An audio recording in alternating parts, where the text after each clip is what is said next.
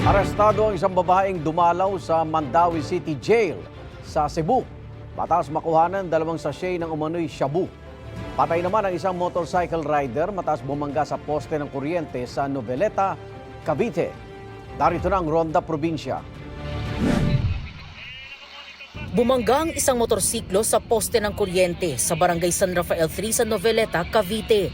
Rumisponde ang mga tauhan ng Municipal Disaster Risk Reduction and Management Office ng Noveleta. Kinilala ang rider na si Maynard Resede.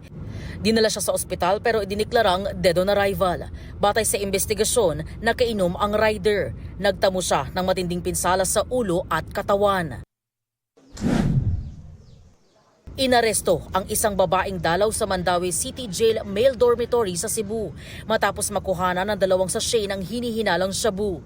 Ayon sa warden, dumalaw ang babae sa kanyang live-in partner na nakukulong dahil sa kaso ng iligal na droga. Nang siya'y kapkapan, napansin na tila may itinatago sa kamay ng babae. Doon na diskubre ang 2 maliit na sachet.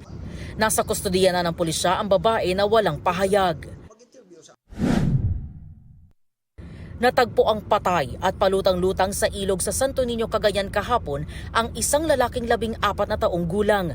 2 araw yan matapos may ulat na tinangay ang binatilyo sa Chico River sa bahagi ng Barangay Santa Barbara sa bayan ng Piat. Kinilala ng mga kaanak ang bangkay. Ayon sa MDRRMO Piat, Biyernes ng hapon nang maligo sa ilog ang binatilyo kasama ang mga kaibigan. Nagpunta raw ang binatilyo sa malalim na bahagi ng ilog na naging dahilan ng kanyang pagkalunod. Ito ang unang balita. EJ Gomez para sa GMA Integrated News. Igan, mauna ka sa mga balita, mag-subscribe na sa GMA Integrated News sa YouTube para sa iba't ibang ulat sa ating bansa.